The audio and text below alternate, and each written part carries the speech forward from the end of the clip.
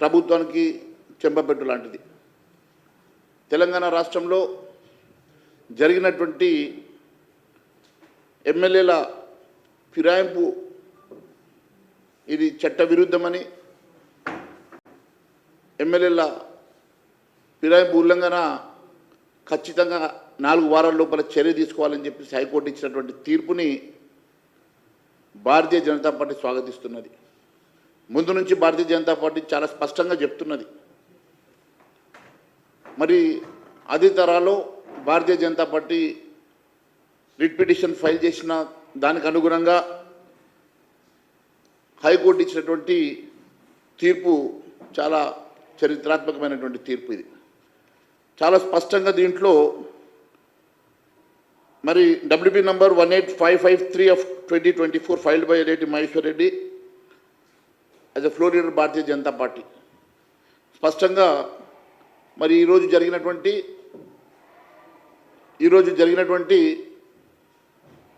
ఫిరాయింపులు చట్ట విరుద్ధం అని చెప్పి చాలా స్పష్టంగా హైకోర్టు చెప్పడం అనేది భారతీయ జనతా పార్టీ పూర్తిగా స్వాగతిస్తున్నది. మరి ఈ అంశాన్ని పొన్నం ప్రభాకర్ గారు కూడా స్వాగతించడం, ఒక మంత్రిగా పొన్నం ప్రభాకర్ గారు స్వాగతించడం నేను పొన్నం ప్రభాకర్ గారికి సూచిస్తూ ఉన్నాను. దయచేసి మీ ముఖ్యమంత్రి గారికి మరియు మీ ఖర్గే గారికి కూడా మీరు ఈ అంశాన్ని సూచిస్తూ మరి ఇది స్వాగతించడమే కాదు, వెంటనే అమలుపరిచే విధంగా చర్యలు తీసుకోవాల్సిందిగా కోరుతా ఉన్నాం. దీని మీద మేము సుప్రీంకోర్టు వెళ్తామనో అప్పీల్ వెళ్తామనో ఆలోచన చేయకుండా ఇచ్చిన తీర్పుని గౌరవించి, భారత రాజ్యాంగాన్ని గౌరవించి, చట్టాలను గౌరవించి మీరు ఒక స్ఫూర్తిగా నిలవాల్సిన బాధ్యత మీ మీద ఉన్నదని తెలియజేస్తా ఉన్నాను. ఎందుకంటే చాలా స్పష్టంగా కాంగ్రెస్ పార్టీ గతంలో కాంగ్రెస్ పార్టీ ఎమ్మెల్యేలు ఈ రకంగా బారాస వీళ్ళ ఎమ్మెల్యేస్ ఎత్తుకపోయిన రోజు దానికి వ్యతిరేకంగా పోరాటం చేసింది కాంగ్రెస్ పార్టీ. ఇది చట్ట విరుద్ధం అని చెప్పేసి మరి గొడవ చేసిన రేవంత్ రెడ్డి గారు, వారి ఇంట్ల ముందు చావు దప్పులు కొట్టమని చెప్పినటువంటి రేవంత్ రెడ్డి గారు ఈరోజు మీరు ఈ రకంగా ప్రోత్సహించడం ఎంతవరకు సమంజసమని చెప్పి నేను అడుగుతా ఉన్నాను. మీ స్వయంగా మీ మేనిఫెస్టోలో కూడా చెప్పారు, ఇలాంటివి ప్రోత్సహించడం సరికాదు, కాంగ్రెస్ పార్టీ అధికారంలోకి వచ్చినాక చట్టాన్ని సవరించేసి ఏ ఒక్కరు కూడా పార్టీ మారకుండా చర్యలు తీసుకుంటామని మీ మేనిఫెస్టోలో చెప్పారు. అంటే మీ మేనిఫెస్టోలో చెప్పినటువంటి మీ ఏఐసిసి తీసుకున్నటువంటి నిర్ణయానికి మీరు కట్టుబడి లేకుండా, అది ఇందిరా కాంగ్రెస్ తీసుకున్న నిర్ణయము, ఇది మాత్రం కాంగ్రెస్ ఆర్ఆర్ తీసుకునేటువంటి నిర్ణయం వేరు ఉంటుందని, కాంగ్రెస్ ఆర్ఆర్ నిర్ణయానికి తెలంగాణలో ఏఐసిసికి సంబంధం లేకుండా తెలంగాణ కాంగ్రెస్ పార్టీ మా ఇష్టానుసారంగా మేము నిర్ణయం తీసుకుంటామని చెప్పి చెప్పదలుచుకున్నారా? మీరు నిజంగా ఏఐసిసి పరిధిలో ఉన్నారా? మరి ఏఐసిసి ఇచ్చినటువంటి మేనిఫెస్టోలో మీరు ఎక్కడ కూడా అమలు చేయకుండా తెలంగాణ రాష్ట్రంలో ఆర్ఆర్ కాంగ్రెస్ అధికారం ఉన్నదని చెప్పి చెప్పదలుచుకున్నారా? మరి అర్థం కావడం లేదు. మీరు ఒక్కసారి ఆలోచన చేస్తే హైకోర్టు ఆదేశాలు స్పీకర్ గారు వెంటనే వారి పరిధిలో ఉన్నది, వారు 4 వారాల లోపల చర్య తీసుకోమని చెప్తా ఉంటే, మరోవైపు పూర్తిగా విరుద్ధంగా మీరు నిన్న తీసుకున్నటువంటి పిఎస్సి చైర్మన్ నియామకం కానీ ఈరోజు మీరు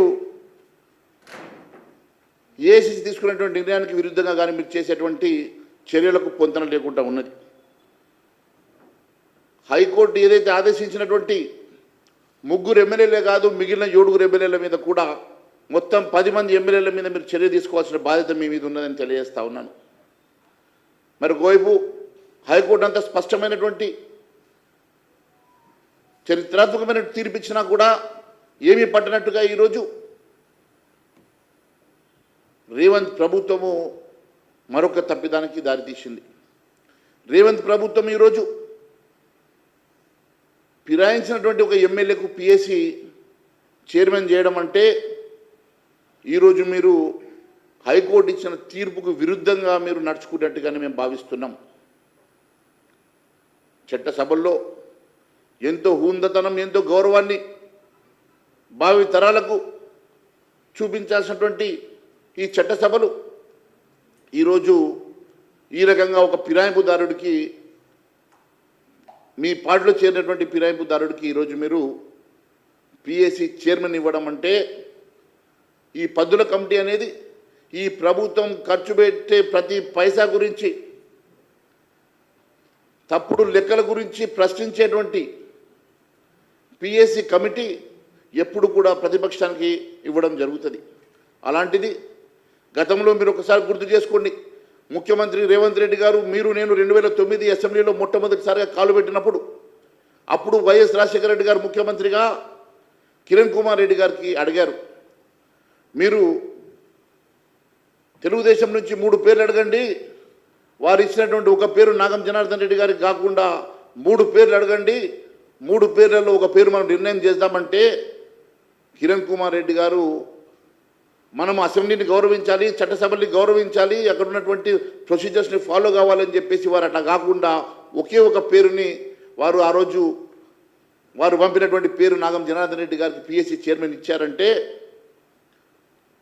ఆ రోజు చట్టసభల మీద ఒక స్పీకర్కి ఉన్నటువంటి గౌరవం అది ప్రతీక అని చెప్పి నేను తెలియజేస్తా ఉన్నాను. అది గతంలో మీకు తెలుసు, మీరు ఆ రోజు 2009 అసెంబ్లీలో మొదటిసారిగా అసెంబ్లీలో ఉన్నప్పుడు మనందరికీ ఆ సాంప్రదాయం, ఒక గౌరవం చట్టసభల మీద మనకు కలిగింది. కానీ మీరు ఈరోజు ముఖ్యమంత్రిగా ఈరోజు అదే 3 పేర్లు పంపినప్పటికీ కూడా అపోజిషన్ ఉన్నటువంటి టీఆర్ఎస్ 3 పేర్లు పంపినప్పటికీ మీరు ఆ 3ట్లో ఒక పేరు కాకుండా మీ ఇష్టానుసారంగా మీ పార్టీలో చేరినటువంటి బారాస ఎమ్మెల్యే పేరు ఈరోజు మీరు ప్రతిపాదించారంటే, దీన్ని బట్టి చాలా స్పష్టంగా ఏ రకంగా మీరు ఈ చట్టసభని నడపాలని, ఏ రకమైనటువంటి సిగ్నల్స్ని మీరు భావి తరాలకు ఇస్తున్నారనేది చాలా స్పష్టంగా అర్థమవుతున్నది. గౌరవ ముఖ్యమంత్రి గారిని నేను 2 విషయాలు అడుగుతా ఉన్నాను. మీరు ఈ చట్టసభల్లో ఒకవైపు ఫిరాయింపులు, మీ మేనిఫెస్టోలో చాలా స్పష్టంగా ఇది సవరణ చేసి భావి తరాల్లో ఏ ఒక్క ఎమ్మెల్యే ఎంపీ కూడా ఒక పార్టీ నుంచి మరో పార్టీకి గెలిచిన తర్వాత వెళ్లకుండా కఠినమైనటువంటి చట్టాలని మనం తీసుకొస్తామని మీరు మేనిఫెస్టోలో చెప్తూ, ఈరోజు మరోవైపు మీరే ఇక్కడ తెలంగాణలో ప్రోత్సహిస్తున్నారంటే, మీ ఏఐసిసికి మీకు మధ్యలో ఏమన్నా గ్యాప్ వచ్చిందా, లేకుంటే ఏఐసిసిలో ఈరోజు తెలంగాణ కాంగ్రెస్ పార్టీ భాగం కాదా? మీరు అది ఇందిరా కాంగ్రెస్ అయితే నాది ఆర్ఆర్ కాంగ్రెస్ అని చెప్పి చెప్పదలుచుకున్నారా? మీరు చెప్పాల్సినటువంటి అవసరం ఉన్నదని తెలియజేస్తా ఉన్నాను.